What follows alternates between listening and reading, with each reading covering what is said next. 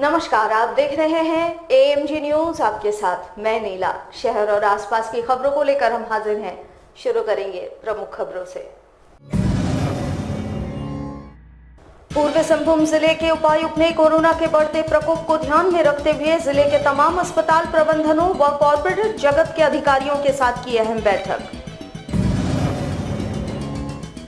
भारत के पूर्व प्रधानमंत्री स्वर्गीय अटल बिहारी वाजपेयी की द्वितीय पुण्यतिथि पर विधानसभा में स्थापित श्री वाजपेयी जी की प्रतिमा पर भाजपा सांसद को माल्यार्पण नहीं करने देने का मामला पकड़ते जा रहा है तूल। जमशेदपुर के ग्रामीण क्षेत्रों में अभियान चलाकर कोरोना संक्रमितों की पहचान में जुटा है जिला प्रशासन। मंगलवार को कुल 10 स्थानों को किया गया चिन्हित। 1000 लोगों के जांच का है टारगेट।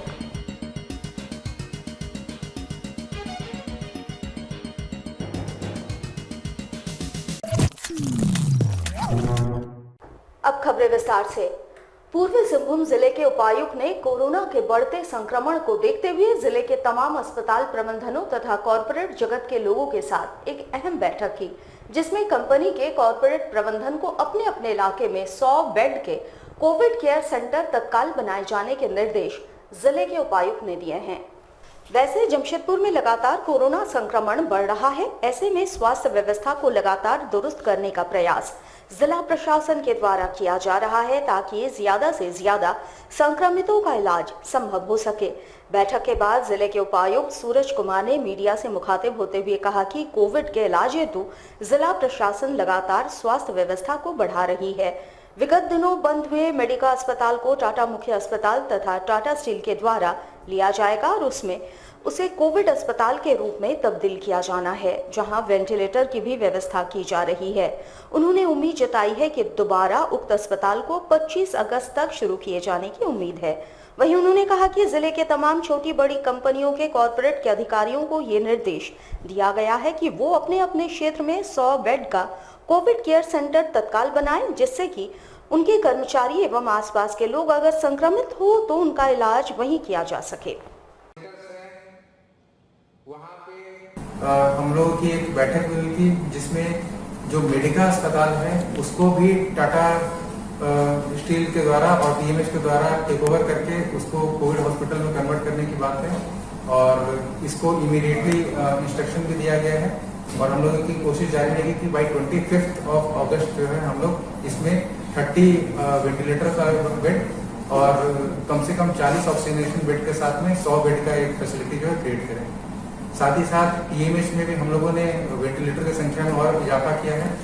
एमजीएम और टीएमएच का जो मेन हॉस्पिटल है उसमें रिस्ट्रिक्शन कर दी गई है कि उसमें असिम्प्टोमेटिक पेशेंट्स को हम लोग नहीं लेंगे और जो असिम्प्टोमेटिक पेशेंट्स जो हमारे कोविड केयर सेंटर है उसमें जाएं, ताकि हम लोग के ऑक्सीजन बेड्स की अवेलेबिलिटी जो है वो इन्हांस होते रहे। साथ ही साथ टाटा मोटर्स के जो 20 बेड था उसकी भी कैपेसिटी हम लोग इन्हांस करके 30 बेड कराई है और कॉर्पोरेट जगत के जितने भी कंपनीज हैं उनको ये इंस्ट्रक्शन दिया है कि अगले 7 दिनों के अंदर वो 100 बेड का कोविड केयर सेंटर जो है अपने एम्प्लॉयज और अपने पोषक क्षेत्र जो उनके सर्विंग एरिया है उनके लोगों के लिए इमीडिएटली तैयार करवाएं, ताकि किसी भी तरीके से हम लोग जो है वर्स्ट टू वर्स्ट केस के लिए भी प्रिपेयर रहें। भारत के पूर्व प्रधानमंत्री स्वर्गीय अटल बिहारी वाजपेयी की दूसरी पुण्यतिथि पर विधानसभा में स्थापित अटल बिहारी वाजपेयी की प्रतिमा पर भाजपा के सांसद को माल्यार्पण नहीं करने देने का मामला अब तूल पकड़ने लगा है।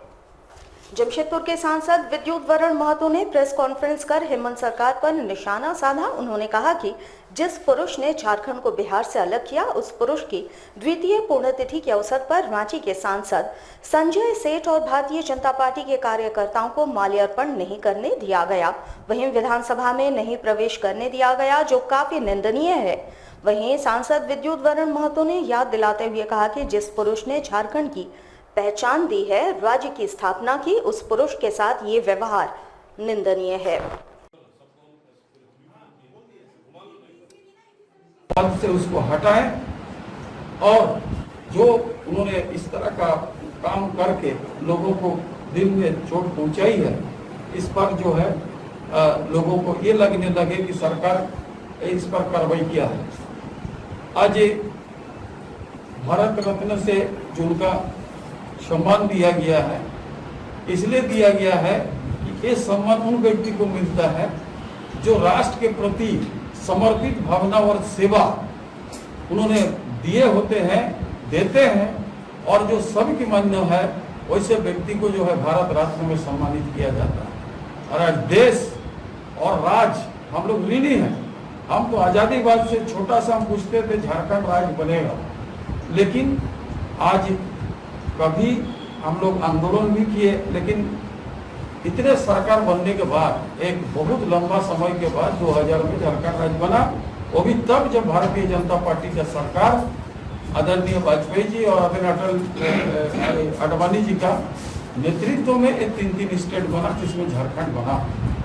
आज उस महान राष्ट्र प्रेमी का प्रति इस तरह का जो गलत काम किया गया, ये सारे लोग सब कार्रवाई करते हैं। और हम प्रेस कॉन्फ्रेंस के माध्यम में जितने लोग बैठे सारे लोग मिलकर पार्टी के एक कार्यकर्ता इसका भर्त्सना करते हैं। इस काम के लिए इस सरकार का इस तरह रूप को देखते हुए कि आने वाला समय अगर इस तरह का होगा तो निश्चित रूप से आपस में कटास बढ़ेगा, और आने वाला समय के लिए इस भारतीय सांस्कृतिक परंपरा का ये विरोधिता बात होगा, जो आने वाले समय अच्छा नहीं होगा। काम अभी आडवाणी को बोल रहे थे वो भी जमशेदपुर के ग्रामीण क्षेत्रों में विशेष अभियान चलाकर कोरोना संक्रमित मरीजों की पहचान में जिला प्रशासन जुटा हुआ है। मंगलवार को कुल 10 स्थानों को चिन्हित कर 1000 लोगों के जांच का लक्ष्य निर्धारित किया गया। जिले में लगातार कोरोना मरीजों की संख्या में बेतहाशा वृद्धि ने जिला प्रशासन की नींद उड़ा दी है। अब ग्रामीण क्षेत्र भी इसकी जद में है। वहीं प्रखंड विकास पदाधिकारी प्रवीण कुमार के नेतृत्व में ग्रामीण क्षेत्रों के ऐसे स्थानों को चिन्हित करने का प्रयास किया जा रहा है जहां संक्रमण का खतरा ज्यादा है। इसी क्रम में सुंदरनगर, सरजामदा, गदरा, घोड़ाबांधा, पिपला समेत अन्य 5 स्थानों में स्थित HSC, NMN व सहियाओं के सहयोग से इस अभियान का प्रचार प्रसार कर मंगलवार को सभी संदिग्धों की जांच करवाई जाएगी ताकि संक्रमण के बढ़ते प्रकोप को रोका जा सके। 10 जगह आइडेंटिफाई किया गया है ग्रामीण क्षेत्रों के लिए, और वो 10 जगह के HSC में व्यवस्था रहेगा वहाँ टेस्ट। ये 10 का लिस्ट आपको हम अवेलेबल करा देंगे, ठीक है, और उसको आप पब्लिश कर देंगे। और यहाँ पर भी दे दिया गया है और सभी HSC में दे दिया गया है ANM और सहिया को, ताकि वहाँ पे वो प्रचार करके ताकि लोग वहाँ पे आसानी से पहुँच जाए। वहाँ पे वो ऐसा कोई क्राइटेरिया नहीं रखा गया है। जिनको भी सिम्टम है उनका या फिर जो पॉकेट हमारा प्रभावित है वहाँ पे, और वहाँ संभावना अधिक है यदि संक्रमण का, ठीक है, और पहले भी संक्रमित वहाँ पे कंटेनमेंट जोन वगैरह रहा है, तो उसको हम लोग प्रायोरिटी में वहाँ करा लेंगे ताकि पता चल सके कि यहाँ पे और संक्रमण की क्या स्थिति है। ये आपको 18 तारीख को से होगी, 18 अगस्त को। देश में कोरोना वायरस का कहर थमने का नाम नहीं ले रहा है। पिछले 24 घंटे में कोविड-19 के 57,982 नए केस सामने आए हैं और 941 लोगों की मौत हो गई है। लेकिन इसी बीच पटना एम्स के चिकित्सकों ने कोरोना वैक्सीन के ट्रायल को लेकर बड़ी खुशखबरी दी है। बता दें, भारत में कोरोना संक्रमण को फैलने से रोकने के लिए ICMR की देखरेख में भारत बायोटेक ने कोरोना की वैक्सीन विकसित की है, जिसका ट्रायल बिहार की राजधानी पटना स्थित एम्स में शुरू किया गया था।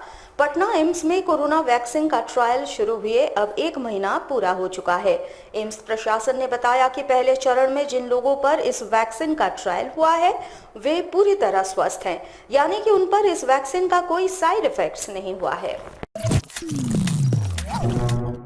टाटा स्टील में अब 8 घंटे के बजाय 12 घंटे काम करवाया जाएगा। टाटा स्टील की ओर से कोरोना वायरस के संक्रमण के बीच किस तरह उत्पादन को बरकरार रखना है, इसको लेकर 12 घंटे कार्य करवाने का प्रस्ताव राज्य सरकार के पास भेजा गया था, जिसे हरी झंडी मिल गई है। वैसे टाटा स्टील ने यह तय किया है कि कर्मचारियों को 2 पाली में ही काम करवाया जाएगा। पहले 3 पालियां होती थी, लेकिन अब 2 पाली यानी 12-12 घंटे कार्य करवाया जाएगा। वायरस के बढ़ते संक्रमण से उत्पादन प्रभावित नहीं हो, इसके लिए ये कदम उठाया गया है। साथ ही इससे कर्मचारियों को संक्रमण से भी बचाया जा सकेगा। वर्तमान में इसे कंपनी के 2 प्लांट में ट्रायल के रूप में शुरू किया गया है। जमशेदपुर और आसपास के इलाकों में लगातार 3 दिनों से बारिश हो रही है, जिसके कारण शहर की लाइफलाइन कह जाने वाली स्वर्ण रेखा और खरकई नदी उफान पर है। उधर नदियों का जलस्तर बढ़ते ही जिला प्रशासन ने निचले इलाकों में रहने वाले लोगों को ऊंचे स्थान पर जाने का आदेश दे दिया है। साथ ही मछुआरों को नदी में नहीं उतरने की हिदायत दी गई है। वैसे पानी का रफ्तार बढ़ते जा रहा है। उधर शहर के मानगो, कदमा, जुगसलई, बागबेड़ा, भुयाडी, ग्वाला बस्ती सहित आदितपुर में बाढ़ का खतरा मंडराने लगा है। लोगों की नींद उड़ गई है। अभी भी लोगों के घरों में पानी प्रवेश कर सकता है। वैसे लगातार बारिश के कारण ओडिशा के बयांगबील डैम का फाटक भी खुल सकता है। अगर ओडिशा के बयांगबील का फाटक खुला तो जमशेदपुर जलमग्न हो सकता है। बहुत तरह का परेशानी हो रहा हम लोग का मछली पकड़ने में। पानी भरा हुआ पूरा, मच्छी से तो हम लोग का जीविका चलता है। हम लोग का मछली तो चलता है, लेकिन अगर हम लोग को बहुत दिक्कत हो रहा है। अगर पानी भरा हुआ है ना, हम लोग का दिक्कत हो रहा बहुत। मछली नहीं मिल रहा, उतर नहीं पा रहा। हाँ, डर तो लगेगा ही, पानी भरा हुआ है। क्या नाम है? कल्याण देवर। जमशेदपुर से सटे सरायकेला जिले में अंधविश्वास का बोलबाला नजर आ रहा है। ताजा मामला आरआईटी थाना अंतर्गत एनआईटी कैंपस का है, जहां एक सास ने अपनी बहू के भाग जाने पर अपनी जीभ को काटकर भगवान शंकर के फोटो के पास रख दिया और ये कह दिया कि लो भगवान, हमने अपने जीभ को काट लिया है, अब बहू वापस आ जाएगी। उधर जब तबीयत बिगड़ी तो आनन फानन में एमजीएम अस्पताल में उसे भर्ती करवाया गया, लेकिन इन सबके बीच अंधविश्वास इतना हावी है कि पूरा परिवार ये मान रहा है कि उनकी बहू वापस जरूर लौट आएगी, क्योंकि उसकी सास ने अपना जीभ काटकर भगवान शंकर के फोटो पर समर्पित कर दिया है। सबसे हैरानी की बात तो ये है कि जिस अस्पताल में ये महिला इलाज करा रही है, उस अस्पताल के बेड के समीप भी जीभ रखा हुआ है और भगवान शंकर का फोटो भी रखा हुआ है। इस महिला का नाम लक्ष्मी है और उसके पति का कहना है कि गांव में जब कोई भी भाग जाता है तो उनके परिजन जीभ काटकर भगवान शंकर के ऊपर चढ़ा देते हैं तो वो वापस आ जाता है। वैसे बहू शौच के लिए निकली और अपने 1.5 साल की बच्ची को लेकर फरार हो गई। सूत्र बताते हैं कि बहू अपने प्रेमी के साथ फरार हुई है, लेकिन विश्वास इतना है कि महिला भगवान शंकर को अपना जीव समर्पित कर चुकी है और अब अस्पताल में इलाजरत है। नटी में रहते हैं सब। थाना थाना में तो है सभी, बहुत चक्कर में नदी के सामने। तो आपकी वाइफ लक्ष्मी क्यों जीभ काट ली है? वो मेरा बहू आई जाएगा, जीभ काटा। मतलब बहू कहाँ चल गया? बहू भाग गया, कोई सपोर्ट करके ले गया। मेरा छोटा बच्चा है, 1 साल का, पोती मेरा। पिछले दिनों टेल्को थाना अंतर्गत थीम पार्क में दरिंदों की हवस का शिकार बनी नाबालिग की समुचित इलाज नहीं होने से दिन प्रतिदिन उसकी स्थिति खराब होती जा रही है। मामले में जेएमएम कार्यकर्ताओं ने भी जिला प्रशासन से उचित इलाज की मांग की है। विगत दिनों थीम पार्क में नाबालिग के साथ दुष्कर्म की घटना घटी थी, जिसके बाद जिला पुलिस ने कार्रवाई करते हुए घटना में शामिल युवकों को धर दबोचा और सलाखों के पीछे भेज दिया। पर घटना के बाद से ही नाबालिग की तबीयत बिगड़ती जा रही है। परिजनों ने उसे इलाज के लिए सदर अस्पताल में भर्ती करवाया है। इस संबंध में जानकारी देते हुए नाबालिग के परिजनों ने सरकारी तंत्र पर सवाल उठाया। उन्होंने आरोप लगाया कि जब से घटना घटी है तब से वे सिर्फ दौड़ रहे हैं। अस्पताल में भी उन्हें सिर्फ दौड़ाया जा रहा है, पर इलाज नहीं हो पा रहा है। यही यहाँ का रूल है, जो कोई तकलीफ ना हो यहाँ पे कोई सुविधा नहीं है गरीब लोगों के लिए। लोग कहाँ जाएंगे गरीब? जहाँ पे दिक्कत होगा तो सरकारी लोग बोलते सरकारी हॉस्पिटल में, यहाँ आए हैं तो ये दिक्कत है, वो वहाँ भेज रहा है, वो वहाँ भेज रहा है, लोग कहाँ जाएंगे? इसके लोग तो कल के तीन दिन तो थाना तोड़े हम लोग, फिर थाना से मेडिकल के लिए भेजा गया, मेडिकल से तुरंत छोड़ दिया ये लोग, कुछ अच्छा से रिपोर्ट नहीं किया, तुरंत छोड़ दिया। हम लोग गए थाना से जाने के बाद वहाँ रिपोर्ट लिखा है, छानबीन हुआ, कोर्ट गए, कोर्ट में जो कुछ हुआ उसके बाद हम लोग घर आए। घर आने के बाद 2 दिन से थोड़ा ठीक लगा तो घर आए। घर आने के बाद बहुत तबीयत खराब। अब देखिए सुबह कल रात से तबीयत खराब है, सुबह से हम लोग आए हैं, लेकिन यहाँ पे वहाँ पे दौड़ा रहे, वहाँ से यहाँ दौड़ा रहे, हम लोग क्या करें? यही सरकारी सुविधा मिल रहा है हम लोगों को, ठीक से इलाज नहीं हो पा रहा। जमशेदपुर के बागबेड़ा क्षेत्र से जिला परिषद सदस्य किशोर यादव द्वारा भारत के मानचित्र पर खड़े होकर झंडोत्तोलन करने का मामला तुल पकड़ने लगा है, जिसके खिलाफ विश्व सनातन संघ ने जिले के उपायुक्त के साथ मुलाकात कर जिला परिषद से सार्वजनिक रूप से माफी मांगने की बातें कही है। गौरतलब हो कि स्वतंत्रता दिवस के दिन जिला परिषद सदस्य किशोर यादव की फोटो सोशल मीडिया में वायरल हुई थी, जिसमें वे भारत के मानचित्र पर खड़े होकर झंडोत्तोलन करते दिखाई पड़े थे, जिसके बाद विश्व सनातन संघ ने इस मामले में कड़ी आपत्ति जताते हुए उनसे माफी मांगने की बातें कही है। इस मामले को लेकर संघ ने सोमवार को जिले के उपायुक्त से मुलाकात की, साथ ही शिकायत पत्र भी सौंपा। वहीं संघ के कोल्हान प्रभारी ने कहा कि जिला परिषद सदस्य सार्वजनिक रूप से इसके लिए माफी मांगे, अन्यथा संघ इसको लेकर आगे जोरदार आंदोलन करेगी।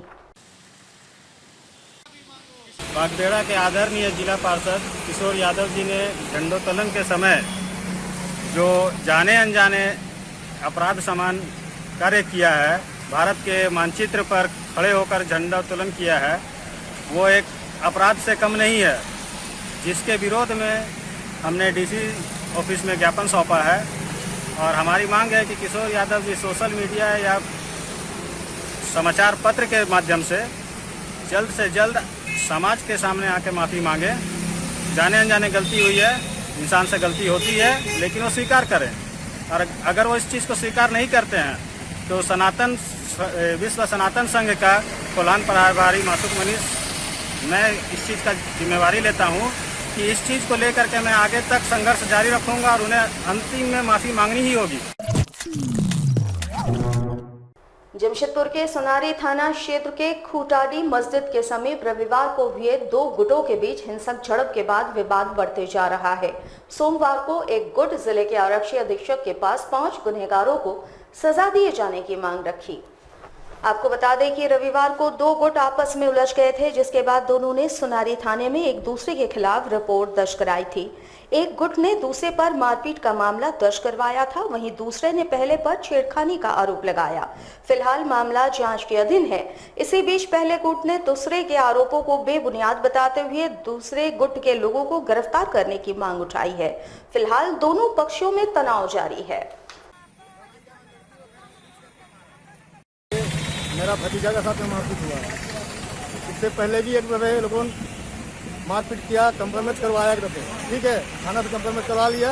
उनका बाद फिर उसके ऊपर में झूठा आरोप दिया, रात में मारपीट किए, उसको जेल घुसवाया और उस समय उनको पापा डेट किया रहा। और अभी फिर उन्होंने मारपीट किया है और अभी लड़कीबाजी केस चालू किए हैं। इससे पहले भी एक लड़का साथ में ऐसे ही केस किया, छोटा बच्चा का, उसको रेप केस में लोगों ने अंदर करके रखा हुआ है। जी कल हम लोग साथ में मारपीट हुआ, भतीजा के साथ में हमारा भतीजी को मारा है, हमारा बहन को मारा है। हम लोग एसएसपी साहब के पास में आया है कि हम लोगों ने अपना आवेदन लिख के देते हैं और सही से अपना कार्रवाई करें। पूर्वी सिंहभूम जिले के पोटका प्रखंड के टुकुडीहा गांव के रहने वाले संदीप मार्डी की हत्या के संबंध में क्षेत्र के निवासियों ने आरोपियों की गिरफ्तारी की मांग को लेकर जिले के आरक्षी अधीक्षक के साथ मुलाकात की। बताया जाता है कि विगत माह मृतक संदीप मार्डी को उसके घर से बुलाकर कुछ लोग लेकर गए थे और उसके बाद उसकी मौत की सूचना आई। उन्होंने कहा उनके साथ बेरहमी से मारपीट की गई, लेकिन अब तक उनके कातिल खुलेआम बाहर घूम रहे हैं। ग्रामीणों ने कहा कि इसको लेकर स्थानीय थाना प्रभारी से कई बार गुहार लगाई गई, लेकिन सिर्फ आश्वासन के अलावे कुछ भी हाथ नहीं लगा। जिले के आरक्षी अधीक्षक से उन्होंने मुलाकात कर इस मामले में अपराधियों की गिरफ्तारी एवं उन पर उचित कानूनी कार्रवाई किए जाने की मांग की।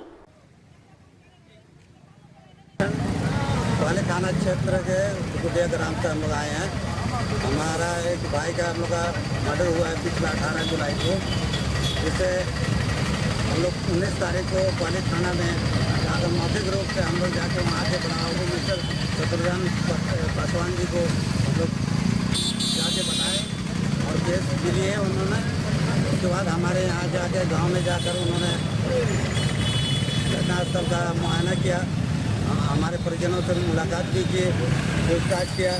उसके बाद अब तक पोस्टमार्टम रिपोर्ट नहीं आने का हवाला देते हुए अभी तक किसी की गिरफ्तारी जो है ना नहीं किया, जिसका कि हम लोग एसपी ऑफिस आए हैं और एसपी साहब से हम लोग जल्द से जल्द गिरफ्तार करने का मांग लेकर यहाँ पहुँचे हुए। हमारे साथ लगातार जुड़े रहने के लिए आप हमें YouTube पर जरूर सब्सक्राइब करें। आज के लिए बस इतना ही। कल आपसे फिर मिलेंगे कुछ नई खबरों के साथ। तब तक के लिए AMG न्यूज की पूरी टीम को दीजिए इजाजत। नमस्कार।